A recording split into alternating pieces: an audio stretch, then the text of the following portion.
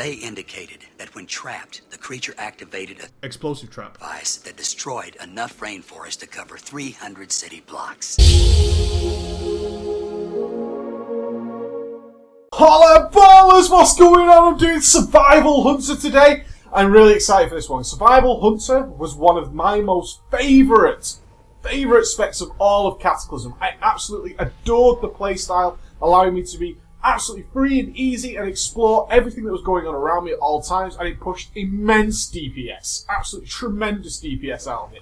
So we're going to look at the Survival Hunter today. What changes have Mists of Pandaria brought? How is it performing? And what spells should we be casting? How should you reforge, gem? What should you do with your character in order to get best performance out of it and be a total gangster in all of your heroics and raids and push yourselves to the very limits? Yes, indeed. Let's look at the Survival Hunter. Our specialization, of course, survival. We get Explosive Shot, our main nuke. Absolute badass, okay? This thing really hurts and it ticks over time. We get Cobra Shot. We do not use Steady Shot.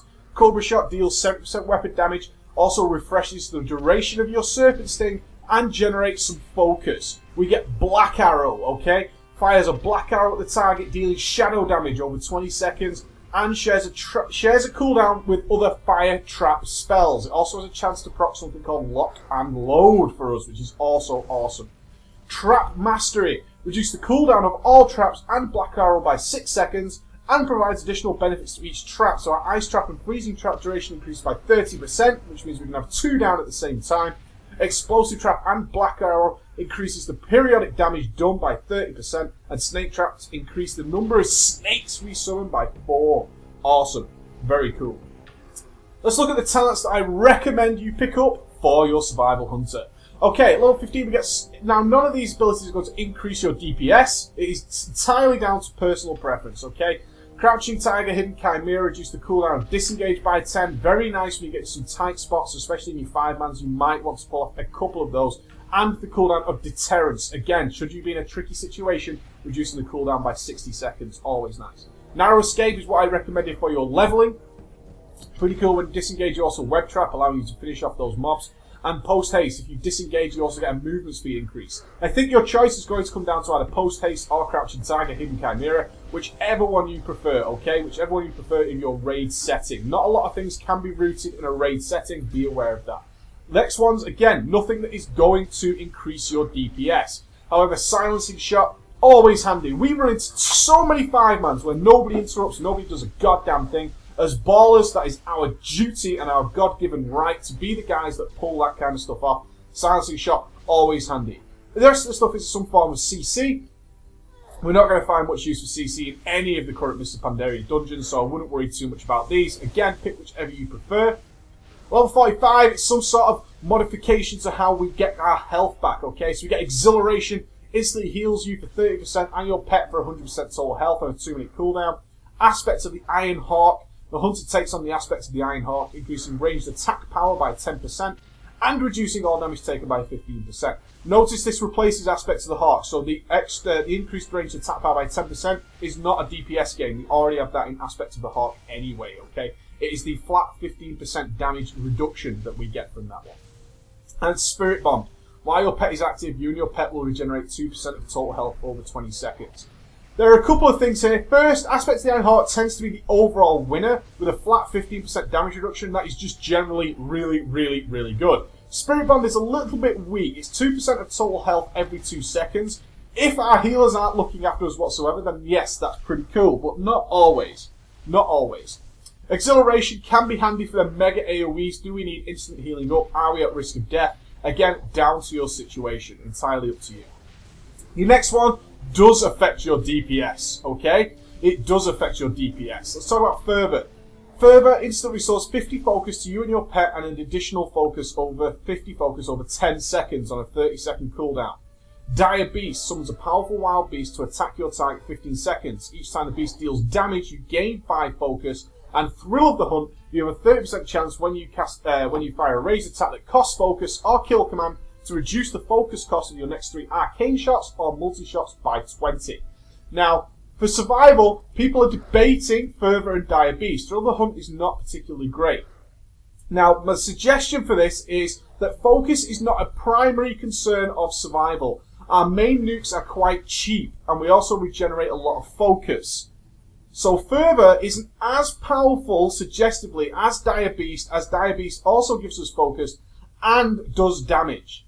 As focus is not a primary concern of survival, it tends to favour towards Dire Beast to get the extra damage out of it. We're not too worried about focus as survival compared to the other specs. That's why I'd suggest you roll with Dire Beast.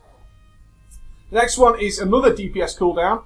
Blink Strike causes your pet to instantly teleport behind an enemy target up to 40 yards away and inflicts 600% normal damage. Link's Rush, which was recently changed, your pet rapidly charges the target, attacking 9 times over 4 seconds, dealing 200% of its normal attack damage to each target. And a Murder of Crows summons a flock of crows to attack your target over the next 30 seconds. If used on a target below 20% health, the cooldown is reduced to 60 seconds. I roll with the Murder of Crows as it does a tremendous amount of damage, and while I'm running 5-mans and stuff, mixed with Readiness, which we pick up as well, we can reset the cooldown and get double Murder of Crows, and it does immense amounts of damage. Just what I show you here, this was over a very long boss fight where I did 50k DPS, and Murder of Crows was number 3 on that, doing 420k damage. Very large amount of damage that comes from a Murder of Crows. Very, very nice. Link's Rush is also up there. Link's Rush is also up there as well, so you need to decide, okay? The difference here is the Murder of Crows costs 60 focus. It's relatively expensive, making your opener a little bit interesting. Link's Rush is free, okay? But you should get more damage from a Murder of Crows, entirely down to you. Your level 90 ability is based on several things. Which one you want to pick generally rolls down to either Glaive Toss or Power Shot. They're both reasonably equal. Reasonably equal. I will say Glaive Toss is cheaper, which also works well with the new survival model of not caring too much about our focus. And if you use it correctly, you tend to get a lot of damage out of it. Power Shot, again, you wind up a powerful shot which deals 800% weapon damage to the target and 400% weapon damage to all enemies in between you and the target. Do note it's a 2.87 second cast time, okay? It has a cast time associated to it. When we're moving around a lot, Glaive Toss is going to win. We're going to get best use out of Glaive Toss.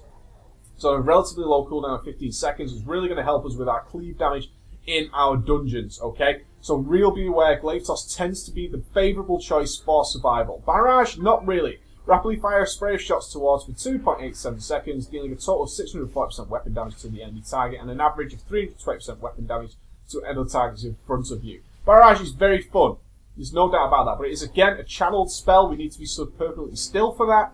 It's a little bit weaker than both Power Shot and Glaive Toss in terms of its overall damage. These two are pretty damn close. I tend to prefer Glaive Toss. So what we're going to notice there straight away is from Cataclysm, we've actually picked up a number of extra spells. Where in Cataclysm we were basically Survival Shot, Black Arrow or Fire Trap, and keeping Serpent Sting up with Cobra Shot, and that was essentially it. Now we've picked up at least 3 extra spells in terms of our Glaive Toss, our level 90 ability, our level 75 ability, and our level 60 ability. We've added 3 extra spells to this, adding a little bit of complexity to the survival play. Something it could have needed. I agree with that it could have needed something. So it's a little bit tricky. You're going to have to get used to this kind of stuff, guys.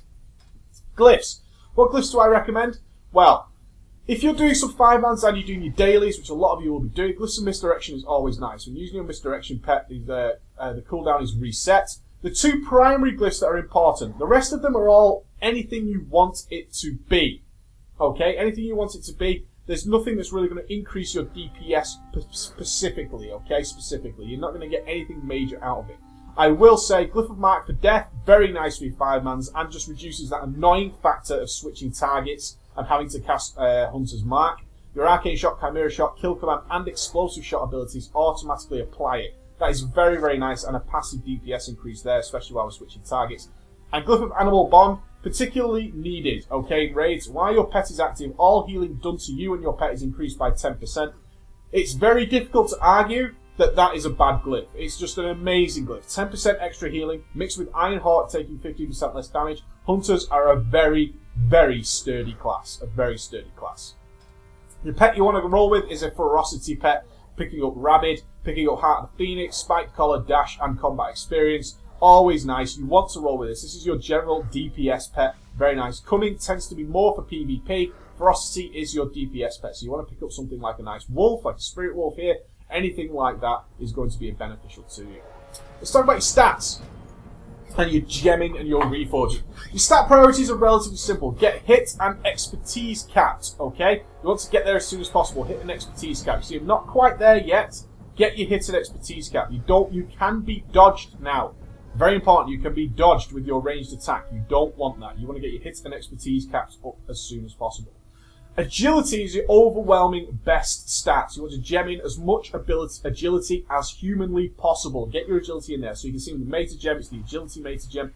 160 agility there as well. Gemming as much agility as humanly possible. Get your agility up as quickly as you humanly can. As much agility is going to be the best. Get as much agility as possible. The next most powerful stat is crit. Now, some people argue haste. Isn't haste good anymore? Not really. A lot of our stuff is instant cast, not benefiting from haste at all. There are no real haste caps with the Survival Hunter anymore that affect any of our spells. You want to get as much crit as possible. Crit is just overwhelmingly better. Your worst stat, of course, is Mastery. Still lagging behind. Mastery is your worst stat, so get as much hit and expertise as you need to cap. Then stack on that crit. Stack on that crit, and if you've got something else to reforge, get a little bit more haste. It'll help with your Cobra shots and such. Then leave your Mastery as far behind as you humanly can. Get rid of your Mastery. You don't want it whatsoever, okay? So if you're reforging, get your hits and expertise, get your crit up, then get some haste and leave Mastery way behind. And for your gemming, get as much agility as you possibly can.